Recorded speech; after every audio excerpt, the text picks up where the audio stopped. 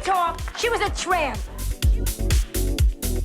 I went into a store today. I said, what have you got to go with this suit? She gave me a bottle of cheap wine. Brash and at times controversial, but always glamorous.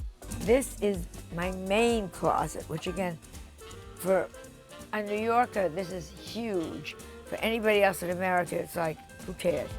2 years since her death, Joan Rivers' closet has been opened again, with hundreds of treasures on sale to the entire world. They're so iconic and they're so gorgeous and they're just so Joan, because they're sort of flashy without being gaudy. Last year, Joan Rivers' Manhattan penthouse apartment sold for $28 million. This week, part of her private collection went on auction. Now, were these all personal clothing items of Joan's that she wore? Yeah, so we worked again with the family to pick some key iconic pieces from the couture and from her wardrobe. Statement pieces, Fabergé, and antique furniture. But according to Gemma Sudlow from Christie's auction house, the most popular item, her dog Spike's food bowl. From Tiffany, silver, engraved with his name and actually covered in fingerprints, which shows you how many people have come to see it. Estimated at $500, it was sold under the hammer for close to $14,000. These things were made to be loved, so it's cool to have like a second life.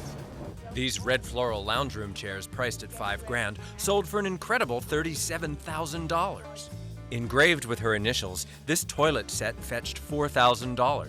So it's just fascinating to really be here and feel like there's a little part, because I just think she left us way too soon. But it was this 19th century picture frame that stole the show at almost $250,000. It's a rare insight into the life she led, many of the pieces collected during her 50 years performing as a stand-up comedian to audiences around the world. We see a very public version of Ms. Rivers, obviously through her television work and things like that, but then her reward, if you want to call it that, was her collecting. According to Andrew McVinish, some of the money raised will go to charities, including guide dogs for the blind. Just now I expect her to walk in the door and just sort of laugh at us.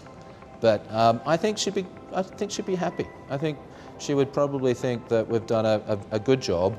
Joan Rivers may be gone, but she's not forgotten. And thanks to Christie's auction house, her good deeds and sparkling taste will go on for years to come. Over 200 lots were up for grabs. The total amount raised, more than $2 million, proving Miss Rivers is a star who still shines brightly.